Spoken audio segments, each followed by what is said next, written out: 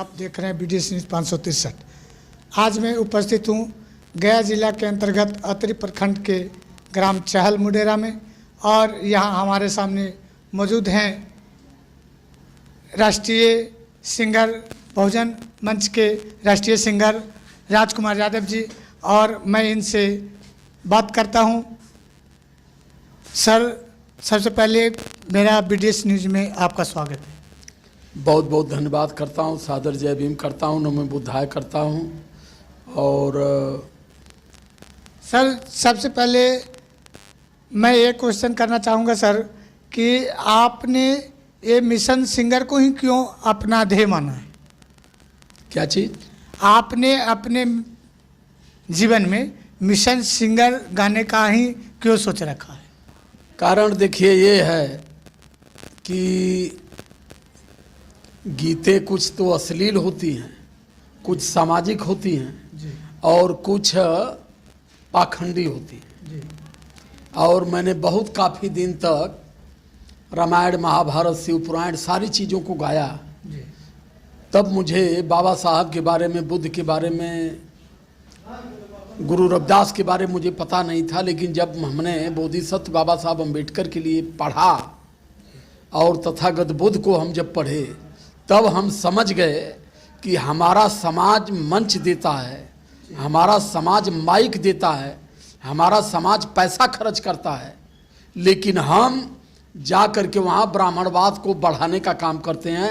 हम उनके पाखंड को अपने समाज में कूट कूट के भरने का काम करते हैं। तो बहुत ज़्यादा दिन तो नहीं हुआ, 2019-20 से मुझे सत्य का आभास जब हुआ, तब मैंने छोड़ा इसको। मैं कहा अब महापुरुषों के त्याग और बलिदान के लिए, और जो हमारे महापुरुषों ने हमें कहा था, उनकी विचारधारा को हमें समाज में अपने गीत के माध्यम से पहुंचाना होगा। क्योंकि हमारा समाज इतना भोला है कि ये समाज से डायरेक्ट अगर आप कोई बात करेंगे, नहीं भाषण के माध्यम से करेंगे, तो समाज बेचारा नहीं समझ पाएगा। क्योंकि ये तर्क हमारे मानवर कांसीराम साहब ने, जब उन्होंने बहुजन समाज पार्टी बनाया और बहुजन समाज 85 मूल निवासी की विचारधारा को वो बढ़ाने का जब प्रयास किए, तो घूम घूम करके आम जनमानस में बता, हमारे यहाँ, हमारे आजमगढ़ के बगल में अम्बेडकर नगर, वहीं एक अकबरपुर गांव है, वहीं साहब आए थे। तो उसी दिन उस गांव में रात में एक 13वीं का कार्यक्रम था, मृत्यु भोज का। वहाँ नौटंकी नाच आई थी और साहब भी गए वहाँ देखने। तो देखे कि नौटंकी नाच में हमारे बहुत सारे लोग, हजारों की संख्या में बैठे हैं और रात भर बैठे रहे।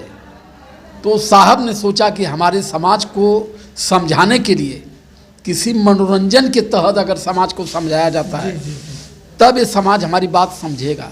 डायरेक्ट मैं रोकना चाहूँगा सर, बीच में आपने ब्राह्मणवाद और पाखंडवाद की बात किया था सर, इस पे आप विचार दीजिए थोड़ा।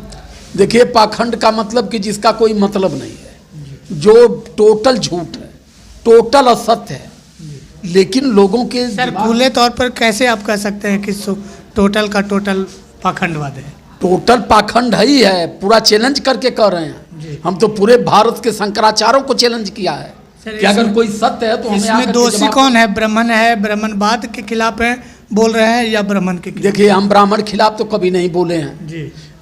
ब्राह्मणों ने ब्राह्मणवाद पैदा किया है जी। अब इसलिए जब ब्राह्मणवाद पर और ब्राह्मणवाद के सिस्टम पर बात करते हैं तो ब्राह्मणों को वो कहते हैं कि हमको गाली दे रहे हैं जी। हम ये कर रहे हैं कि अगर आपने लिखा अपने ग्रंथ में कि आदमी की गर्दन पर हाथी का गर्दन सट गया, तो उसे सिद्ध करके हमें बताइए।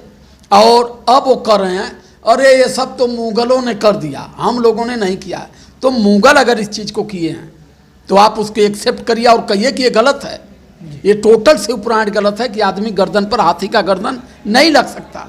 रात का जन्मा बंदर सुबह में सूरज को नहीं घोट सकता। सूरज में बहुत गर्मी है, सूरज पूरी दुनिया से 13 गुना बड़ा सूरज है। हम कहें इसको एक्सेप्ट कराइए। आप हनुमान जी की बात कर रहे हैं? हाँ, हनुमान जी की बात कर रहा मैं ब्राह्मण के खिलाफ नहीं हूँ, मैं ब्राह्मणवाद के खिलाफ हूँ। और ब्राह्मणवाद को ब्राह्मणों ने पैदा किया है।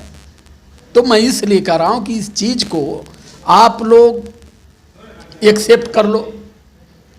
बाबा साहब पूरी दुनिया के सबसे बड़े विद्वान थे और बाबा साहब ने जब इस बात को कह दिया कि हम देवी देवता ब्रह्मा विष्णु को कभी ईश्वर नहीं मानेंगे। अब रहा सवाल सर, एक मिनट सर, डिफरेंस बताएंगे आप, डिफरेंस बिटवीन सच्ची रामायण एंड रामायण, रामायण और सच्ची रामायण के। देखिए, सच्ची रामायण में सत्य है और जो ये रामायण है वो टोटल झूठ है। हाँ, जो सच्ची रामायण की चाबी ललई यादव जी लिखे हैं उसको टोटल 100% सही वो है, उस पर कोई कलम नहीं रख सकता। लेकिन जो ये रामायण है, इस रामायण में जगह जगह मार्क लगा सकते हैं, जैसे राम मुंह से खाने से पैदा हो गए, सीता खेत जोतने से पैदा हो गई, उनके बाप जो है जमीन खनने से पैदा हो गए, ये सारे मार्क की जगह हैं। इस चीज़ को माना नहीं जा सकता कि धरती खोदने से इंसान पैदा होता है, इसे किसी भी हालत में नहीं माना जा सकता है। श्रृंगी ऋषि हिरनी की पेट से पैदा, उस समय जानवर भी इंसान पैदा करते थे। चलिए सर, बहुत बहुत धन्यवाद। अब लास्ट मेरा ये क्वेश्चन आपसे होगा सर पर्सनली कि सर अभी तक मैंने जितने सिंगर को देखा है और जितना वॉच किया है, अभी तक मैं ये देखा हूँ, नोटिस किया हूँ कि जो जो सिंगर आगे तक पहुँचे हैं वो राजनीतिक कैरियर में कदम रख दिए हैं। सर आपका क्या इसमें सुझाव? देखिए, राजनीतिक कैरियर का मतलब ये है, आज की राजनीति रोजगार हो गई। जिन लोगों ने राजनीति में पैर रखा, इसलिए रखा कि मैं अगर राजनीति में जाऊंगा, एमपी एमएलए बन जाऊंगा, मंत्री बन जाऊंगा तो लूटने में थोड़ा सा आसानी, देश को, गरीबों को, शोषितों को लूटने का इस समय सबसे बड़ी जरिया अगर कोई है तो पॉलिटिक्स है। अगर आप विधायक हो गए तो जो जनता की कमाई का, जनता के टैक्स का, इस महंगाई का पैसा जनहित के लिए, जनमानस के लिए, देश की सेवा के लिए आता है, उसमें पहले कमीशन लेते हैं और कमीशन के बाद फिर जेई कमीशन लेता है। ये 1 करोड़ रुपए को बंदरबाट 75 लाख करके 25 लाख में ये विकास कराते हैं। इसलिए मैं ऐसी राजनीति पर, करना तो अलग बात है, थूकना भी पसंद नहीं करता हूँ, जिसमें हमारे शोषित समाज के, हमारे दलित समाज के, हमारे मजदूर समाज के, हमारे किसानों की बात का जहाँ हनन हो और उनका शोषण हो, मैं ऐसी राजनीति पर भरोसा नहीं करता और ना ही मैं उस तरह का व्यक्ति हूँ। मैं अगर चाहा होता तो मैं 14 में ही विधान परिषद में पहुँच गया होता, लेकिन मैं विचारधारा बाबा साहब के लिए, मेरी विचारधारा तथागत बुद्ध के लिए को मानने में क्या बीमारी है, हमारा समाज क्यों इसे ढो रहा है। तो इस चीज़ को बढ़ावा दिया जा रहा है कि जिस दिन ये समाज पाखंड को छोड़ देगा, उस दिन ब्राह्मणवाद यहाँ अपंग हो जाएगा, लंगड़ा हो जाएगा, उसके रोजी रोटी पर धक्का लगेगा। ठीक है। अच्छा सर, बताएंगे कि आप के बारे में बहुत सारे इंटरव्यू चल रही है, बहुत सारे चैनल से आपने बात किया है। सर आप बताएंगे कि पेरियार रामास्वामी, ललई यादव, सावित्रीबाई फुले, ज्योतिराव फुले के जीवन और काज का थोड़ा सा संक्षिप्त में हमें बता दें। देखिए, पेरियार रामास्वामी नायकर एक चरवाहा समाज से थे जी, और मनवाद की रीढ़ को उन्होंने तोड़ा। पेरियार रामास्वामी नायकर ने ही इस देश में देवी देवताओं के पाखंड को उभारा और जब श्रद्धेय पेरियार श्री ललई सिंह यादव पेरियार रामास्वामी नायकर की उस किताब को ला करके हिंदी में अनुवाद करा करके जब उस किताब को इन्होंने रखा तो ये सरकार क्या बौखला गई, यहाँ के वो लोग बौखला गए कि जिस दिन समाज ये जान गया कि देवी देवता झूठे हैं तो लोग मंदिर में जाना बंद कर देंगे और मंदिर में जाना बंद कर देंगे तो निश्चित रूप से हमारी रोजी खत्म हो जाएगी। तो पेरियार रामास्वामी नायकर का तो इन लोगों ने कुछ नहीं कर पाया। उस समय पेरियार रामास्वामी नायकर लड़े थे, लेकिन ललई यादव तो डेमोक्रेसी में लड़े थे। जब भारत में संविधान आ गया उन्हें जेल भी भेजा गया, उन पर मुकदमा भी चला, मुकदमा में सरकार पर हर्जाना भी भरना पड़ा, लेकिन सुप्रीम कोर्ट ने कह दिया 1972 में सुप्रीम कोर्ट ने ललई सिंह यादव के नाम पर उन्होंने जजमेंट दिया उनके विचारधारा पर कि जो ललई सिंह यादव कर रहे हैं कि 100% सत्य है। देवी देवता कल्पना के आधार पर बने हैं, देवी देवताओं का कोई एविडेंस नहीं है कि ये देवी देवता किसके बच्चे हैं, इनके माता पिता कौन हैं, और कोई 5 मूड़ी में है, कोई 4 हाथ में है, उसी का एक भाई 1 मूड़ी 2 हाथ में है, ऐसा कुछ प्रतीक नहीं होता है।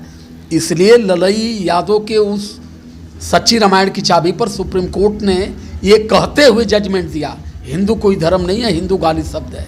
और ललई यादव की जो सच्ची रामायण कर रही है, मैं चल रहा हूँ, इसमें मेरा कोई समझौता नहीं होगा। चाहे राजनीतिक कैरियर मेरा बनेगा, चाहे बिगड़ जाएगा, मुझे राजनीति तो इसे भी नहीं करना है। राजनीति वो करते हैं कि जो गरीबों के श्रम के का शोषण करते हैं। सर आप अपना परिचय दे दीजिए पूरा डिटेल्स।